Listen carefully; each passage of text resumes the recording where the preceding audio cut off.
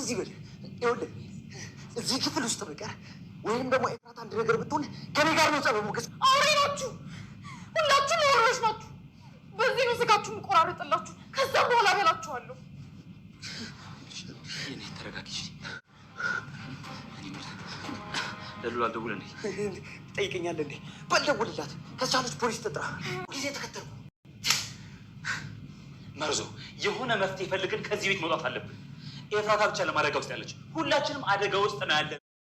ሞገስ በኃይል የተቀማውን ንብረቱን ለማስመለስ ከፍተኛ ውዝግብ ውስጥ ይገኛል። ነገርዮሹን በህግና በእንትን ምንም አማራጭ አጣው። በኃይል በግፈኞች የተቀማው ሞገስ አሁን ደግሞ በራሱ ሲስተም ራሱ ቤት ራሱ በራሱ ገንዘብ ተከራይ ሆኖ ከነሚስቱ ገብቷል፣ ከነጓደኞቹ ገብቷል።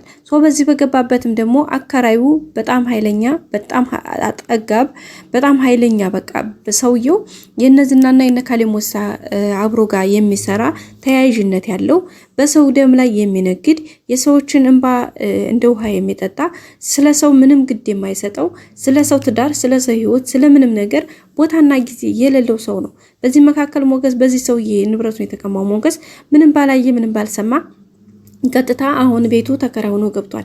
እዚህም ቤቱ ከገባው በኋላ ቤት መግባቱ ብቻ ሳይሆን ሚስቱን ለመቀማት ደፋ ቀና እያለ ነው።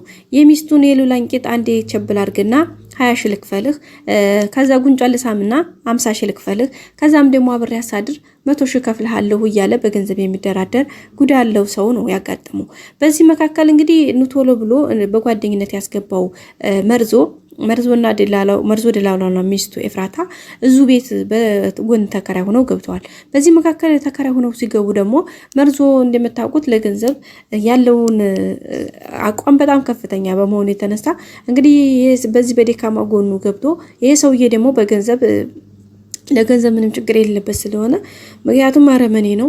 በዚህ አማካኝነት እንግዲህ ብር ሰጥቶ የመጀመሪያ ገና ከበር ሲገቡ አንዴ 20 ሺህ ልስጥህና ጉንጯን ልሳማት ሲለው እንግዲህ ምንም ሳያቀላቅል እሺ ብሎ ነው እንግዲህ ጉንጯ እንዲሰማ የፈቀደለት።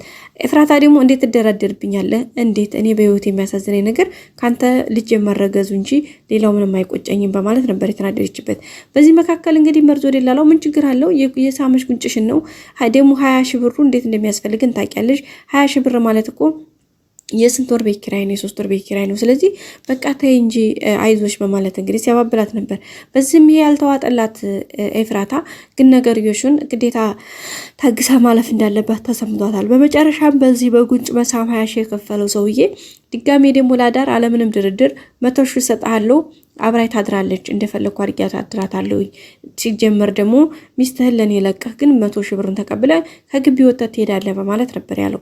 በዚህ መካከል እንግዲህ መርዞ ደላላው ገንዘብ ስለሆነ ልቡ እንዲያ ብሎበታል። ኤፍራታ ደግሞ በፍጹም ይሄን ነገር አንተ የምታደርገው ከሆነ እኔ እናንተ አንተዋወቅም በማለት ነበር ያስፈራራችሁ።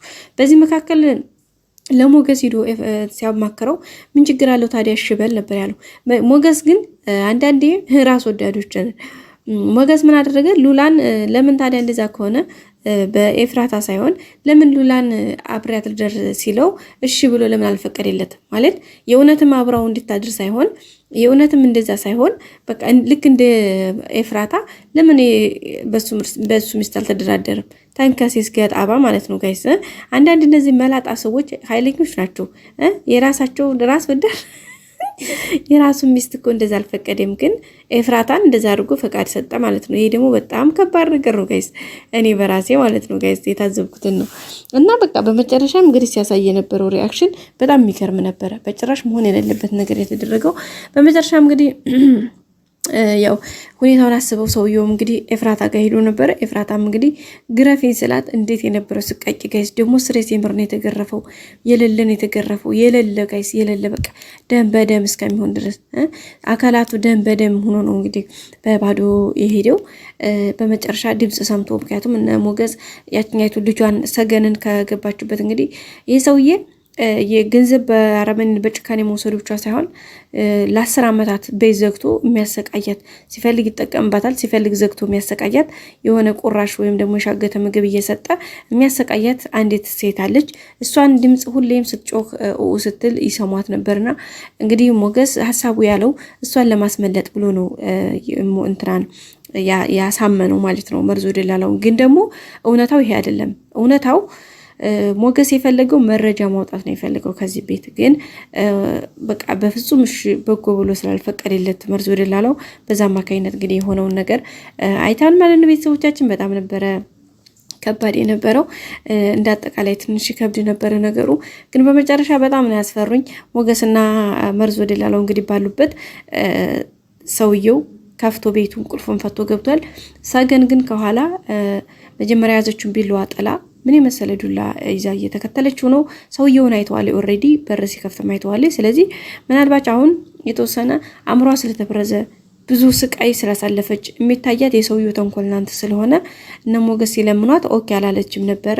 ግን በእርግጠኝነት ነገርዮች ተስተካክሎ ይሄ ሰውየውን ከኋላ እንደምትመታላቸው ተስፋለኝ። ሰውየውን ከኋላ ከመታችሁ እሷ በቃ እነሱ የመትረፍ ቻንስ አላቸው። አለበለዚያ ግን እንግዲህ ሽጉጡን ሄዶ ከክላሱ ሄዶ ሽጉጡን አቀባብሎ ወጥቶ ቀጥታ ወደ እነሱ ክላስ ሄዷል ማለት ነው። ቤተሰብ እንግዲህ እነ ሞገስ ይሆናሉ ብሎ በጭራሽ አልጠበቅም። ልጅቷን ሰገንን ነው ጠብቆ እንትን ያለው ግን የሆነ ድምጽ ኮሽታ ምናምን ስለሰማ ግራ ተጋብቶታል። በዛ ላይ በሩ ተከፍቷልና በጣም ግራ ተጋብቶታል። ስለዚህ ምን እንደተፈጠረ ግልጽ ሳልሆነለት እንግዲህ ሽጉጡን አቀባብሎ ሄዷል። መርዝ ወደላላውን በጣም ተጨንቋል። እሪ እያለ ነው። ከሁለት አንደኛችን እንኳን በህይወት መትረፍ አለብን እያለ ነው። እንዴት አድርገው ሊተርፉ ይችላሉ? በሩ ተዘግቷል። በሩን ለመገንጠል ቢሞክሩም በፍጹም አልቻሉም። ሰገን ናት ቆልፋባት ሄደችው። ቁልፍ ማግኘት አልቻሉም። ስለዚህ ሰውየው መጥቶ በሩን እየከፈተው ነው። ወደ ምን ይሸሸጋሉ? መሸሸጊያ የለውም። ወደ ሰማይ ሄዱ፣ ወደ ምድር አይገቡ። ምክንያቱም ወይ መስኮት የለው፣ በመስኮት አያመልጡ። አማራጭ አጥተው እንግዲህ ፊት ለፊት ተጋፍጠዋል ከሞት ጋር። ከዛም ከዚህ ካረመኔ ሰው ጋር ፊት ለፊት ተጋፍጠዋል። ለምን እንደገቡ ልጅቷ ጋር ምን በቃ ብዙ ሚስጥር ስለወጣበት ሰውዬው አሁን እዚህ ጋር በጣም ነው የሚናደደው። ምንም አማራጭ የለውም። አጠቃላይ እንግዲህ ሽጉጡን አቀባብሎ እንደሚስበው ምንም እንትን የለውም። ስለዚህ በእርግጠኝነት እንግዲህ ይሄን ሲያደርግ እሷ ከኋላ መታ ምናልባት ስትበዛ በያዘችው ብረት ስትጋጋው ሰውዬው ስለወዲቅ እነሱ የመትረፍ ቻንስ አላችሁ። ምናልባት ይህ አማራጭ ሊሆንላቸው ይችላል ብዬ አስባለሁ። ስለዚህ ግን እንደማይፋታቸው ነው። ቀጣይ አዳዲስ ቪዲዮ ይዘን እንመጣለን። እስከዛ ላይ ሼር፣ ሰብስክራይብ አድርጉ።